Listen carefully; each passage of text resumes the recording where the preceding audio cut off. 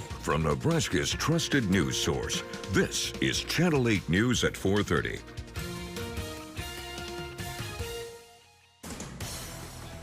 Now at 4:30, filling a need. How a Lincoln pool is getting a second life with the help of the community. It's a story you'll only see here on Channel 8.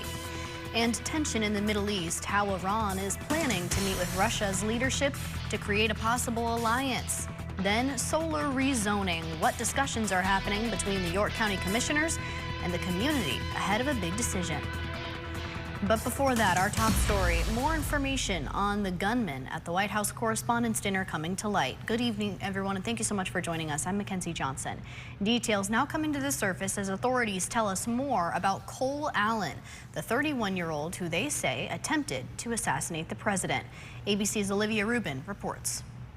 Today, the man accused of storming the White House Correspondents' Dinner armed with what authorities say was multiple guns and knives, making his first court appearance. 31-year-old Cole Thomas Allen did not enter a plea to the charges, now including attempted assassination of the President of the United States. The Department of Justice approaches incidents like this with urgency and clarity of purpose. Violence has no place in civic life. Thousands of people, including the president, vice president, and members of the administration inside that ballroom at the Washington Hilton Saturday night when police say Allen stormed a security checkpoint. U.S. Secret Service personnel assigned to the checkpoint heard a loud gunshot.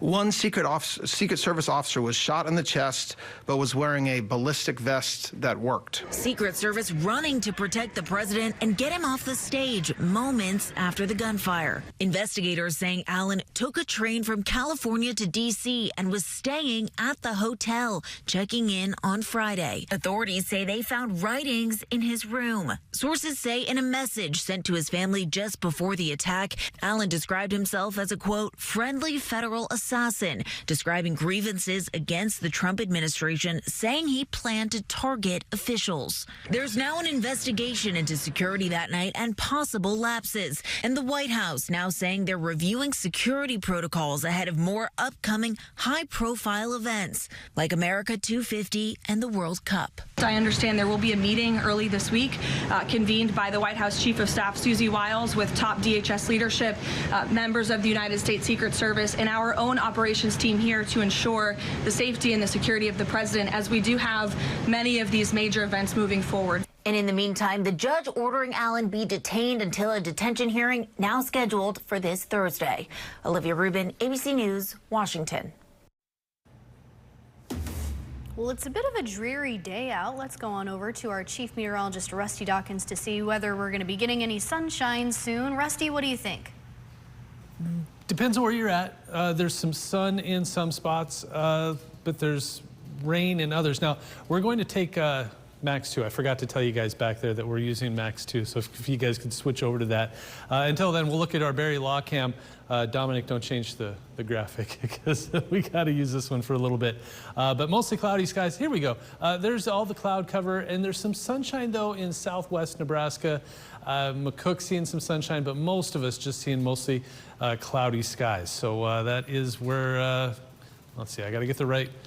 There we go. This is the activity. This is a very, very bad situation going on. See that yellow box on the bottom center of your screen? That's a particularly dangerous situation going on for that tornado watch. So a lot going on over there. But around here, 27th Yankee Hill Road, Honda of Lincoln Cam, cloudy, and 56, just a chilly day with a wind out of the northwest at 30 to 40 miles per hour. Temperatures in the 40s, 50s, barely 60 degrees. We'll take a look at the full forecast in a few. All right, sounds good. Thanks, Rusty. Let's take a live look now at the roads here in the capital city. This is at the intersection of Nebraska Parkway and South 27th Street. Looks like, yeah, there's quite a bit of cars backed up there waiting for the light to turn green, but it doesn't look like there's really any traffic issues there. So if you're heading home from work, not much to worry about in this area. Only on 8, a Lincoln pool is getting a much needed boost to reopen. Good afternoon. I'm Emma Norwood. I'm here at the Meadow Lane pool that has been closed for a little over 3 years now, which has significantly impacted the community and the neighborhood here. Now, they have been working especially hard to raise the funds to get all the repairs and fixes done for this pool so that way they can be a place for families to go during the summertime. Coming up tonight at 5 and 6 o'clock, I got to speak with a few of the neighborhood association members. They tell me that they received a very large grant from the county, and it puts them in a better spot to reopen this pool. They also tell me what it's like to get that grant. They say that it really just reignited their hope, as they were not in a very good place when they realized how much further they needed to go. They also give a more direct timeline on when this pool might reopen. Right now, UNL researchers coming up with a potential vaccine for the bird flu. In 2024, bird flu spread to dairy cattle at an alarming rate in a surprising interspecies transfer. Now, the Nebraska Center for Virology designing a new vaccine.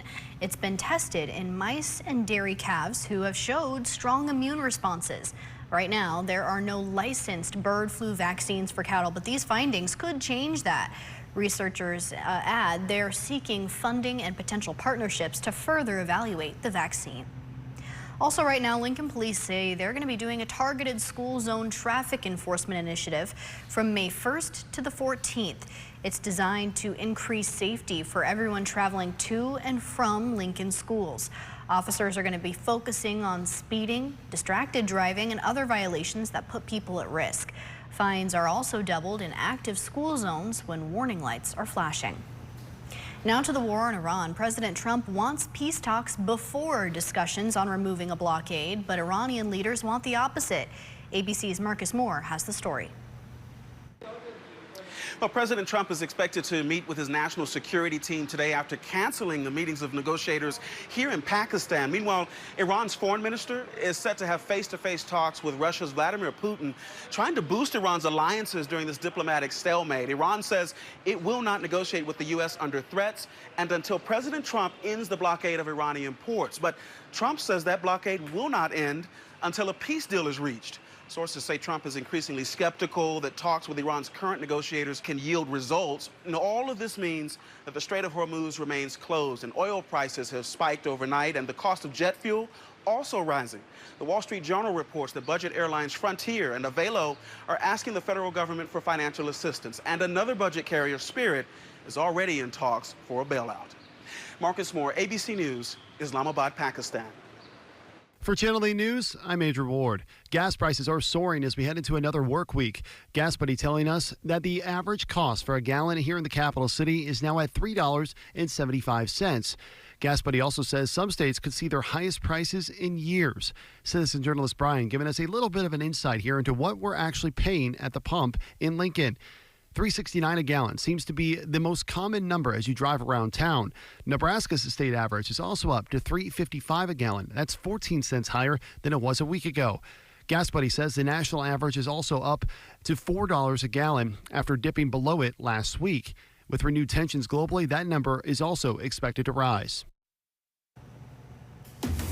The Stanton County Sheriff's Office releasing new details on a rollover crash. They're saying a 30-year-old Bellevue woman is in the hospital after her SUV lost control while it was raining. Here's some of the photos of the aftermath of the crash. It looks pretty bad.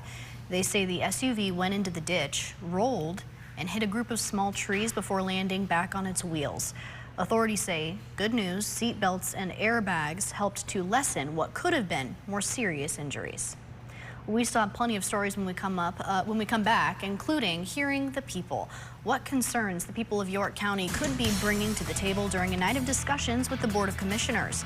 And coming up at 5, across the aisle, how UNL Republicans and Democrats are reacting to this weekend's political violence. Stick with us.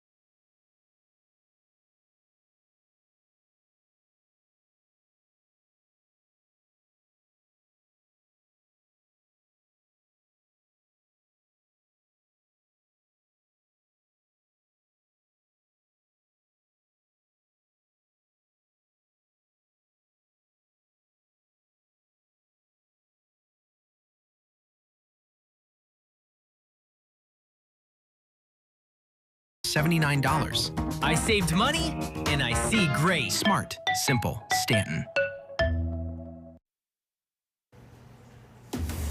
Happening tonight, the York County Commissioners are gathering extra input on their plans for solar panel rezoning. This all comes ahead of a pivotal vote by the Board of Commissioners tomorrow, which could see plans taking action after many years of discussion. Hi everyone, I'm Danielle De Silva and I'm reporting from the York County Courthouse ahead of a co-hearing tonight between the York County Board of Commissioners and the York County Zoning and Planning Board. Now this is all about their plans to install a 3,000-acre solar farm here in the county. Now citizens have voiced their concerns in the past, but tonight is their final opportunity to speak to the board and for the board to respond before they vote on a final decision tomorrow morning first thing. Now previously some of the concerns raised were over the amount of land that it's taking up and long-term impacts to weather as well as damage to farms. Now the board had previously responded to those concerns by installing some boundaries such as the farm won't be any closer than 660 feet to churches, schools, and recreational areas. Now the big question in the air is what will happen tonight? What more can citizens say? How will the board react, and what will be the outcome? There'll be more on this tonight at 5, and then more outcomes in our 10 o'clock show. Make sure you stay tuned. I'm Danielle De Silva reporting in York County for Channel 8 News. Well, kind of a gloomy start to the week here in Lincoln at least, but what's in store moving forward? Let's ask Rusty. We need the rain, and we have some in the forecast. Nothing out there right now, but it looks like it kind of wants to rain. Wouldn't surprise me if we see a sprinkle or two, but that would be about it. ABC Seamless Cam looking at busy intersection as usual at 48th and Cornhusker Highway. We're still a little below. We're okay, a lot below. Normal's at 5.5 and we're at 4. So we've been catching up, and the last few days have helped out, but we do still need more, and there's a lot of folks in all of Nebraska that needs precipitation. Temperatures have been steady. We were in the upper 60s yesterday, and then we fell and just never really recovered. We've been in the middle and upper 50s to around 60 for almost the last 18 hours. So it has been a little on the cool side. Temperatures eventually dropping into the middle 40s as we head through the overnight. I think we'll be in the middle 50s and breezy northwest wind, and then that wind starts to die down out of the northwest at 10 to 15 miles per hour. This is a mess. We've got several tornado watches, several severe thunderstorm watch boxes, all the way from Memphis, Tennessee, up to just south of Chicago in central Illinois, over here towards Cincinnati, and then all the way down into the southeastern corner of Kansas. But this one right here, a particularly dangerous situation, a PDS tornado watch. Nothing forming there yet, but it is could be a mess out there. So here's your satellite and radar around here. Again, maybe a spot sprinkle or two. That's about it. Maybe up here towards northeast Nebraska and Sioux City, but some sunshine in parts of southwest Nebraska. So where's the rain at, and will it come your way? What if I told you snow might mix in? Would that be okay? I hope so, because if you live in the western half of the state, you may see a rain-snow mix. Temperatures falling to around the freezing mark. Look at that, 34s, 33s, 32s. Around here, a sprinkle or two, trying to warm up to around 50. Scattered showers, maybe it would be just brief, but maybe a rumble of thunder. Still changing over to a rain-snow mix in western Nebraska Tuesday early in the afternoon, and then light rain for many folks as we head through the second half of the day on Tuesday. Won't amount to a whole lot, but that's kind of what we need right now, is slow and steady. Temperatures middle and upper 30s for lows tonight, chilly, and then highs tomorrow once again struggling 40s and 50s. We'll talk more about the rainfall potential in a few minutes. All right, sounds good. Thanks for keeping us updated, Rusty. Developing now, the King of England is visiting the U.S. today for the first time in 2.5 centuries. ABC's Olivia Rubin has the story. The British King and Queen arrived on U.S. soil today, taking steps of diplomacy between the two countries. It's the first official U.S. state visit by a British monarch in almost 2 decades and is pegged as a way to commemorate the shared history of the U.S. and U.K. ahead of America's 250th birthday. It's a question of the respect between the two offices, not necessarily the people, though they get on quite well. It's a very small pond and a very important link. The visit comes at a tense time. President Trump criticized British Prime Minister Keir Starmer for not helping his administration's efforts in the war with Iran and has threatened to impose tariffs on the UK if it doesn't drop a digital services tax. But when it comes to the royals, the president considers King Charles a friend. He's a friend of mine for a long time, so he's coming and we're going to have a great time, and he represents his nation like nobody else can do it. Also in the spotlight, the Epstein scandal. Epstein survivors asked to meet with the king and queen amid 2 active investigations into the king's brother, disgraced Andrew, and Britain's former ambassador to the U.S., Peter Mandelson, on suspicion of misconduct in public office. The royal couple declined to set up such a meeting, citing fear of prejudicing the investigations. Both men have denied any wrongdoing and have not been formally charged. Tomorrow, the King and Queen will receive a formal welcome here at the White House before addressing Congress on Capitol Hill. They will then come back here to the White House for a state dinner. Christiane Cordero, ABC News, the White House. Right now, a city council member is looking to restore voter-approved minimum wage. Lincoln City Councilman James Bowers announcing an ordinance to maintain the minimum wage standard that was originally voted on. In November of 2022, voters passed a $15 minimum wage pathway, which is set to be finalized this year. Now, earlier this year, the Nebraska legislature created carve-outs that would legalize lower wages for younger workers and capped the voter-approved inflation adjustment at just 1.75%. We'll be keeping you up to date as the issue is in front of the City Council for the first time today. Also right now, the Nebraska government revenue is showing how Nebraskans' taxes go back into the system. These numbers exclude federal funds, but as you can see, the biggest tax buckets are sale and use, and then income tax is right behind it. Well, time now for a look at what's trending at KLKNTV.com. Here's Channel 8's Mark Fisher. How's it going, everybody? I'm Mark Fisher, and we're back with another segment of what's trending on KLKNTV.com. First up, President Donald Trump and other top leaders of the United States are uninjured after a shooting at the White House Correspondents' Dinner on Saturday night. The Secret Service rushed the president and members of his cabinet out of the annual dinner after shots were heard throughout. Authorities said the incident happened outside of the ballroom where Trump and other guests were seated. According to President Trump, an officer was shot but was saved by his bulletproof vest and was uninjured. There weren't any other injuries. The shooter, 31-year-old Cole Thomas Allen, was charged with attempting to assassinate Trump and 2 other gun charges. Also getting clicks, the woman who was seriously injured after getting hit by a trailer near Waverly on April 14th has died. According to the Lancaster County Sheriff's Office, the woman, 62-year-old Charlene Lautenschlager of Palmer, died in the hospital on Thursday after suffering multiple fractures to her lower body. On April 14th, deputies were sent to Interstate 80 near the Waverly exit on a report that a truck and trailer had run over an individual. Investigators said the trailer, which was carrying multiple wood pallets, lost part of its load onto the road. The 64-year-old male driver and Lautenschlager stopped to pick up the pallets from the interstate. While Lautenschlager was picking up some of the pallets, she was run over by the trailer, according to the sheriff's office. She was taken to the hospital with serious injuries, where she later died. You can read about these stories and much more on our website at klkntv.com, but for now, we'll be back right here tomorrow with more trending stories.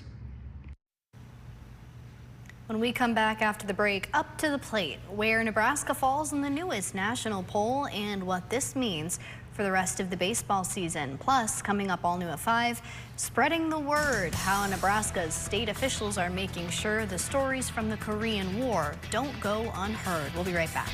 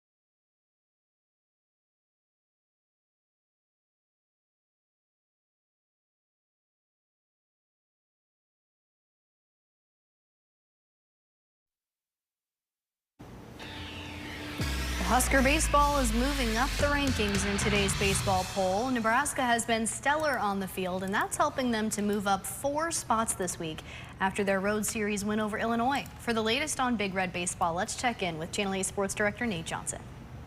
Hey, thank you, Mackenzie. Yeah, that was a big series for Nebraska this past weekend. It keeps them in second place in the Big Ten standings, 2 games above Oregon and Purdue, and 1 game ahead of USC. This a tight race right down the stretch, though, adds the importance of last week's series win over Illinois, and not to mention the fact that Nebraska is hoping to host a regional here in Lincoln this morning. A pair of ratings had Nebraska as an 11 seed hosting Nebraska, a top 20 team in all of the baseball polls, coming in at number 16 on D1 Baseballs. The Huskers have 3 conference series remaining, and this week they head out to Columbus to play the Buckeyes tomorrow. Big Red hosts Kansas State at 6 p.m. But going back to D1 Baseball's poll here for a minute, here's a look at the top 25 this week. UCLA remains atop college baseball. Oregon sits at 13. Nebraska, of course, they're at 16, and USC also in the top 25 again at number 21. Tomorrow's game against Kansas State, not a pushover game, though the Wildcats are 26-18 on the season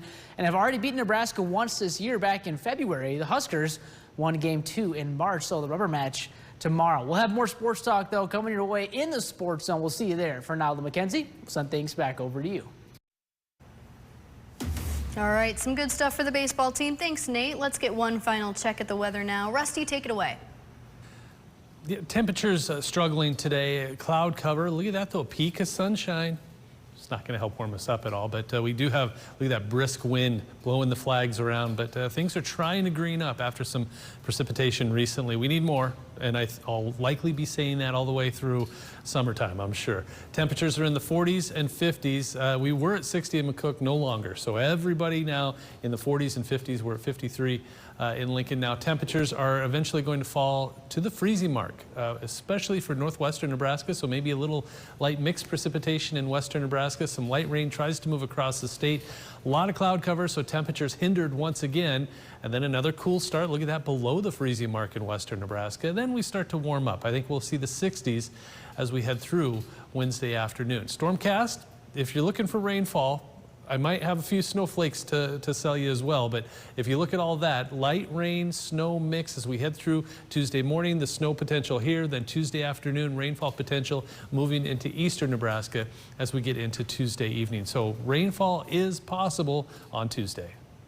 All right, thanks for keeping us updated, Rusty. That's going to do it for Channel 8 News at 4:30. Rod Fowler is up next. We'll be right back in just a few minutes. Stick with us. If you're at home right now and you're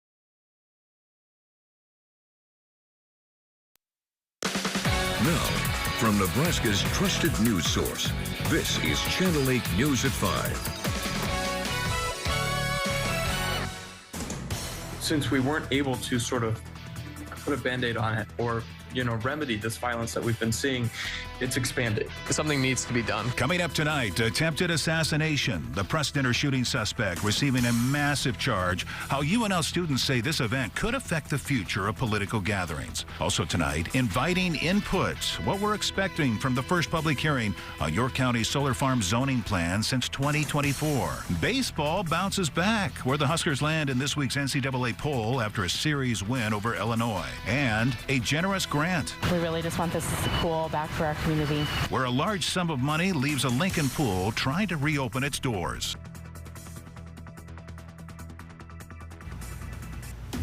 That's right, happening right now. One neighborhood is a big step closer to making a splash, you could say. The Meadow Lane pool has been shut down for 3 years now due to wear and tear and the need for many different types of repairs, but now a major boost from the county is helping to shorten their timeline. Good evening, everyone, and thank you so much for joining us tonight. I'm Rod Fowler. The neighborhood receiving a $400,000 grant. Channel 8's Emma Norwood talking to supporters of the project who say this is really a dream come true. Emma? Yes, you're exactly right, Rod. And I'm going to take you back to 2024 for just a second. The neighborhood putting out this letter that they received announcing the 6 years of wear and tear have taken their toll and will leave families without a place to go until fixed. But now, as you can see, hope is being reignited after the county put a big splash in their donation jar.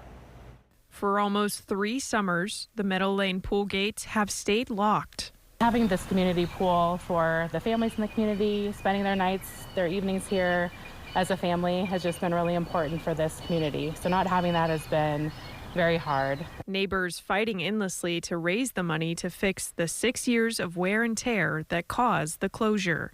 And now, thanks to a grant from the Lancaster County Visitors Improvement Fund, hope that those gates will open soon is restored. We literally cried. We were so thankful.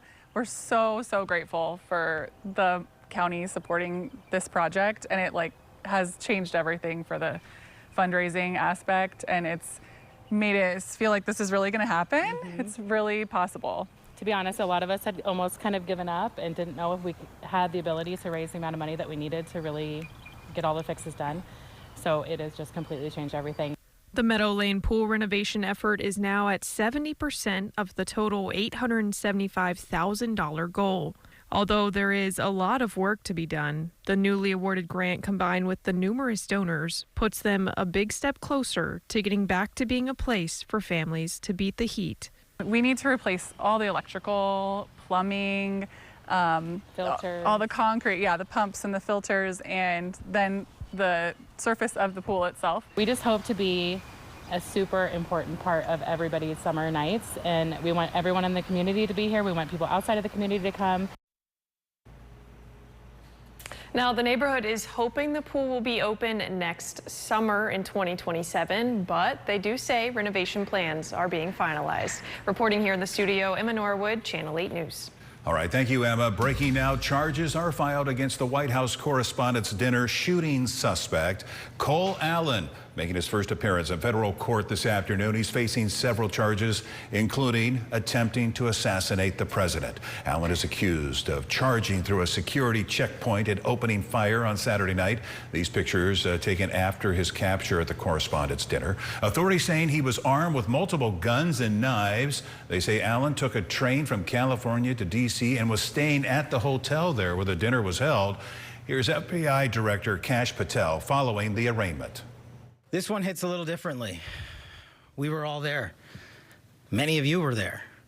Many of you watching were there as well. The president spoke on late Saturday evening with the message of unity and a backing of law enforcement, and we have followed through on that message of unity and the effectuation of law enforcement across this country.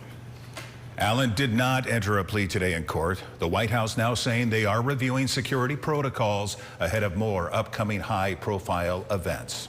Well, with another assassination attempt on President Trump and another instance of political violence here in the United States, it does raise a reoccurring question. How do we put a stop to this?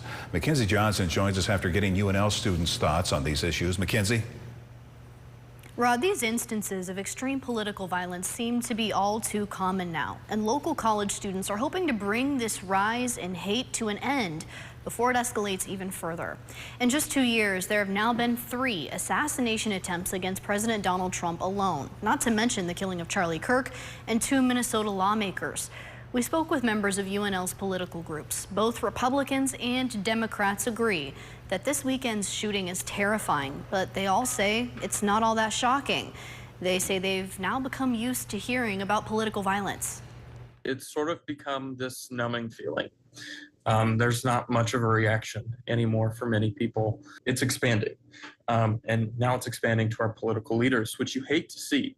Regardless of who the political leader is, Democrat, Republican, Independent, you don't want your political leaders to be victims of violence.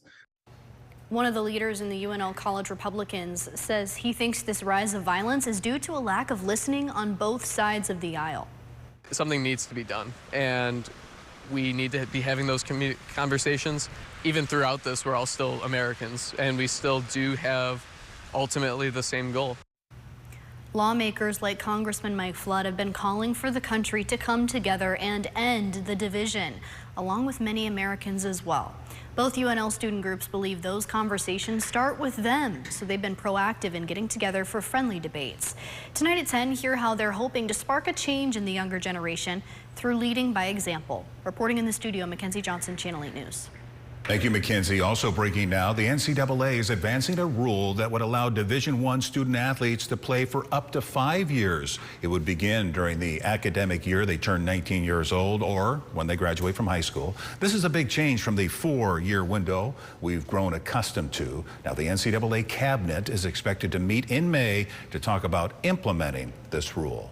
Let's get a look at your first forecast for this Monday evening. Here's a live look on this cloudy start to the work week. We had rain over the weekend and early this morning, and you know, we really needed it. Is there any more on the way? Let's check in with meteorologist Dominic Ferraro for more. Dom? Hey, good evening, Rod. No, it's been kind of a gloomy one out there, but good news is we are going to get a little more rain here as we head into your Tuesday. We'll take the moisture, especially with how dry we've been. I know you guys have heard us say that a whole lot here. Pretty gloomy, though, for your Monday evening as we take a look over the capital city on our Barry Law camera, and a little bit breezy, too, as you can see the shake in the camera there. 55 at the Lincoln Airport, 59, though, here at the KLKN studios, and breezy for all of us with winds out of the north and west. They're between 20 and 25 miles per hour. Temperatures here along Interstate 80 in the 50s. To the south of that, then you get closer to the middle 50s. If you go to the north, then those temperatures back down into the 40s. No 30s out there yet, but I imagine it likely won't be long, especially out there in northwest Nebraska. Really breezy for all of us across the state with winds out of the north and west between 20 and 25 miles per hour, gusting then between 35 and 40. So still looking like we're going to be breezy, at least as we head into the early evening hours, and cloudy for the majority of us with the exception of far southwest Nebraska. They're getting a little sunshine here to close out the day, but going forward then, temperatures are going to stick around here in the 50s for just a little bit longer, the 40s as we head through the overnight hours, and we'll see if a few of us then get down into the upper 30s to start your Tuesday off. Plenty of showers, though, as we head towards the afternoon, especially along Interstate 80. We'll have the timing on that, and who could be seeing rain coming up in a few. All right, thank you, Dominic. Right now, a Lincoln City Council member is looking to restore voter-approved minimum wage. James Michael Bowers is going to be introducing an ordinance at tonight's City Council meeting that will maintain the originally voted on minimum wage standard. You see, back in 2022, voters here in Nebraska passed a path to a $15 minimum wage in the state by this year, 2026. But recently, state senators passed a bill that sets a ceiling for how much minimum wage can increase. Bowers says the city does have the power to set its own ceiling. The meeting starts here soon around 5:30, and we're going to have more on this coming up tonight at 10.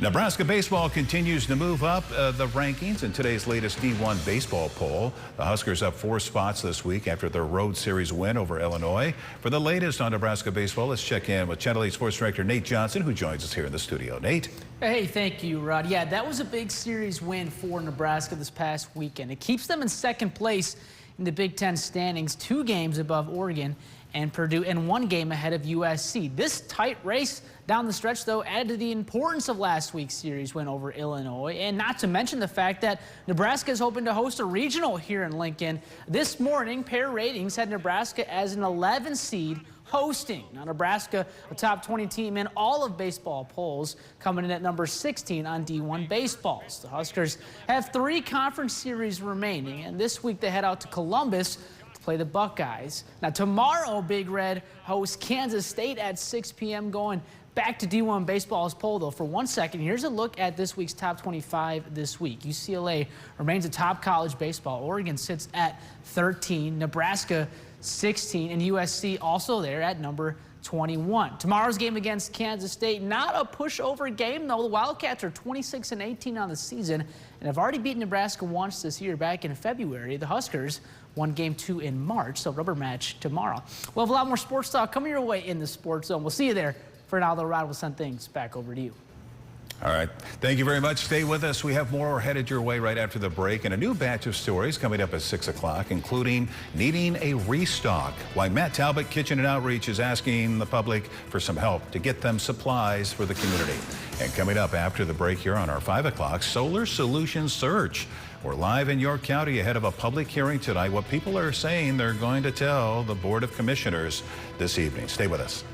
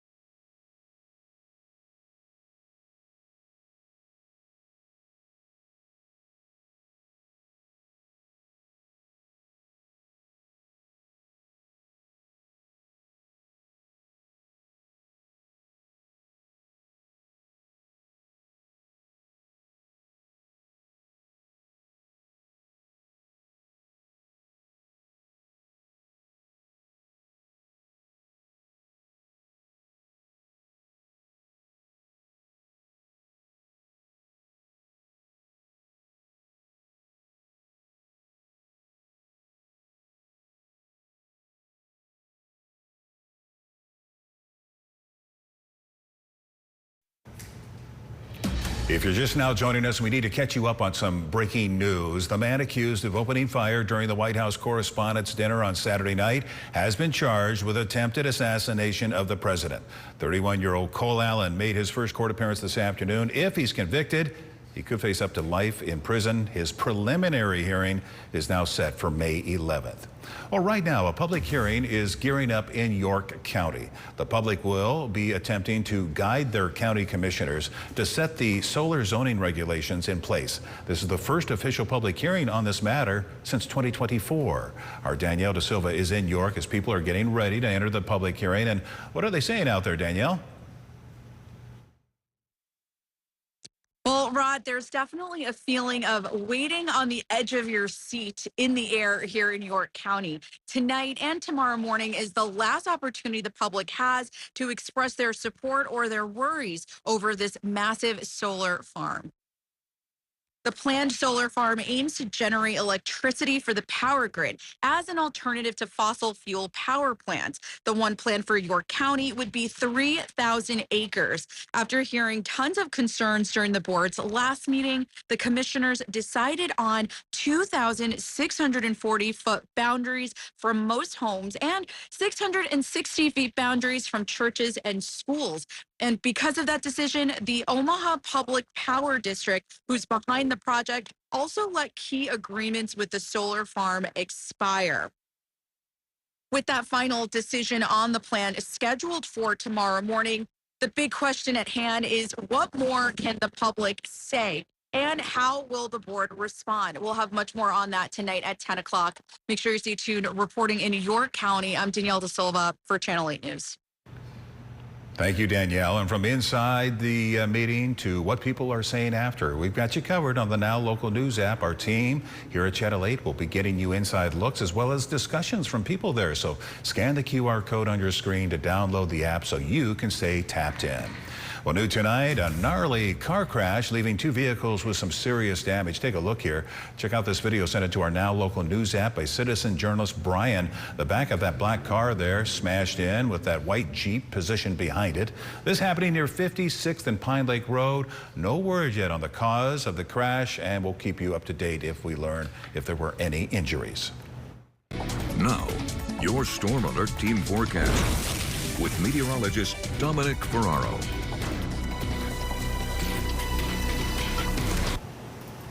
Well, busy time of the year for that severe weather. Now, if we take a look across the country, no severe weather here today, but definitely those interested in the meteorology community keeping an eye here on the heartland. Several tornado watches here in yellow, then severe thunderstorm watches in that kind of pink color on the edge of this area in and around southeast Missouri up towards St. Louis there. That's what we call a particularly dangerous situation in tornado watch. That happens on only the most severe cases here. So that ongoing here, not far from us here in the capital city, but something just to keep an eye on here. And it's that time of year we always got to make sure that we're being severe weather aware. You know, we had a busy weekend of severe weather, and likely it's going to stick around here for the next couple of weeks. It's still that prime time of the year. So again, always not a bad idea to have that plan in place. Here's Beatrice, those Shones roofing camera. They had a couple storms this weekend. Cloudy now for the moment, but quiet here to end your Monday. Temperatures, especially along Interstate 80 here, right around the 50s. It's 56 in Beatrice, but as you head off to the north, then we do see those temperatures drop back down into the 40s. So taking a look here further in southeast Nebraska, it's 55 in Lincoln, 52 in York, 53 in Grand Island, and 55 degrees in Kearney. Winds strong for all of us out of the north and west between 20 and 25 miles per hour, and then gusting here up to 30 and 35. So it's breezy out there for sure, and that's not helping that chilly feeling in the air either. If you are heading out to dinner tonight, definitely keep the jacket handy as we go forward. So cloudy for most of us. That's likely not going to go anywhere either as we head through the overnight hours. And taking a step back, you guessed it, cloudy for most of the state. A spot shower there just to the north of the Nebraska-South Dakota border, but we're dry here for the moment. That's going to change as we head then into your Tuesday. Here's our early this evening, and then ultimately here into the early morning hours for Tuesday. A few light showers, even a little bit of a wintry mix there in far southwestern Nebraska, just to the south there of North Platte. Look at that in the Panhandle. Snow chances here. I mean, it is April. It's not unheard of in Nebraska, but just had that severe weather threat. Now we're talking about chances for snow snow out in central and western portions of the state. Light showers then just to the north of Interstate 80 near Grand Island. And then as you get down closer to Kearney, as we head throughout the afternoon, we do expect that shower coverage to pick up. No severe weather threat out of this, but hopefully some much needed rain, especially for central and western Nebraska. We'll take the moisture too here in the capital city. Those showers then entering here in Lincoln between 2, 3, 4 o'clock in the afternoon. So that drive home, especially from workers' school, could see a few sprinkles out there. Not a bad idea just to take your time on the roads. And then those showers then continuing in far northeastern Nebraska here for the rest of Tuesday evening, ultimately clearing out then as we head into the start of Wednesday. Here's a look at your low temperatures then tonight. Upper 30s, lower 40s. We'll see if we can hang on to the 40s here in Lincoln, but with that cloud cover out there, that likely is going to help us then. It's going to be breezy for the evening hours, and we do expect those winds taper off as we head through the overnight. In terms of those temperatures then for tomorrow, we're going to struggle with the cloud cover out there too. Lower to middle 50s, better chances closer to the 60s as you get into far southeast Nebraska, but the majority of us then stay on the quiet end. Sunshine does return here for Wednesday with high temperatures back in the 60s. Another small chance for storms then on your Thursday. And then ultimately, as we head into the start of May, that sunshine does return. Next weekend doesn't look too bad. We're keeping an eye then on a stray chance for a few storms very late Sunday and maybe into the start of the work week there on Monday. But temperatures get back up into the 70s there for a little bit. Looks to be a little cloudy as we head towards the middle of next week. But all around, fairly typical spring forecast. Couple chances for showers in there. Temperatures are at least manageable. Hopefully we can hang on to these for a little bit before we see those temperatures kick up for summer. Temps look nice. All right. Thank you, Dominic. Right now, UNL is looking at awarding a record number of degrees this year, more than 3,800 degrees in 2 days. That's the most ever given out during a commencement weekend in school history. Ceremonies are going to be taking place almost all day, May 8th and 9th. All of the ceremonies will be taking place at PBA except for the College of Law, which they'll have theirs at the Devaney Sports Center. New tonight, state authorities are finding more ways to celebrate Nebraska veterans who fought in the Korean War. The governor saying the role and experience of our local heroes is not shared enough, so he's announcing a recognition event. Together with the director of the Nebraska Department of Veterans Affairs, Pillen saying there will be a ceremony for Korean War veterans on Friday, July 24th. Now, during the event, special medals will be handed out to former service members. There they are right there. It's a sign of appreciation for their contribution in the war. One vet proposing that efforts to get the word out should begin in the classroom. I would charge every history teacher and high school history teacher to not let their class graduate unless they know the at least two words, Yalu River and Chosun Reservoir. If they can walk away from your class with those two words or 4 words, then they will remember a bit of history that is well worth mentioning. And they say there will be many community events across the state to increase awareness and, of course, gratitude. But don't go anywhere. We have more ready for you after the break and a fresh slate of stories in our 6 o'clock news, including Planting for Hunger, what the Lancaster County Health Department is encouraging people to do to feed local families. We'll be right back.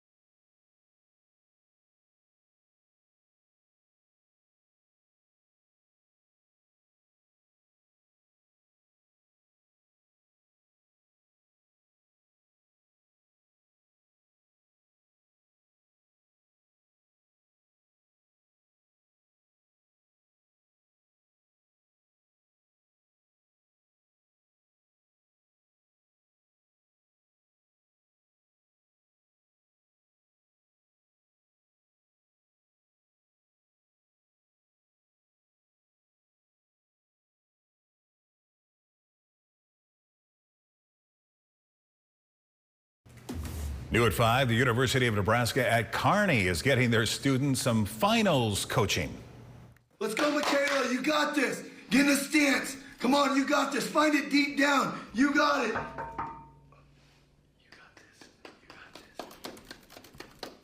You can do it.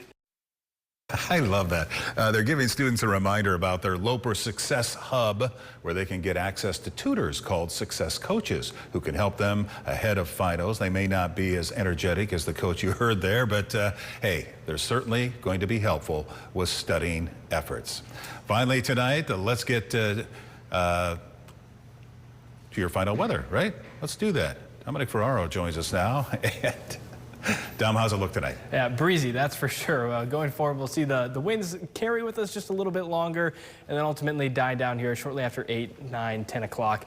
And it shouldn't be too bad as we head through the overnight hours. But for your Tuesday, then starting to look at a few chances for rain. Sunshine does return for your Wednesday. Temperatures back there into the 60s. Then a small chance for storms on Thursday. It's something we'll keep an eye on here as we head through the middle of the week. Thank you, Dominic, and thank you so much for joining us. World News is next. We'll see you right back here at 6 o'clock.